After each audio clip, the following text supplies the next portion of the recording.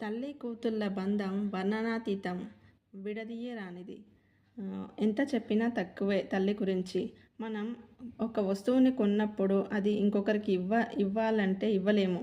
కానీ ఒక తల్లి మాత్రం ఒక బిడ్డకు జన్మనిచ్చి, పెంచి, పోషించి, చదివించి, పెళ్ళి అనే బంధంతో బిడ్డను మరొకరికి కన్యాదానం చేస్తుంది. అలా ఒక అమ్మ మాత్రమే ఇలా చేయగలదు. చిన్నప్పటి నుంచి మనకు రక్షణ కల్పిస్తూ, ఒక స్నేహితురాలిలా ఉంటూ, బాగోగులు చూస్తూ, పెళ్ళైన తర్వాత కూడా ఎల్లవేళలా స్నేహితురాలిగా ఉంటూ సహాయం చేస్తుంది. అలాంటి అమ్మను ఎవరు వదులుకోవద్దు.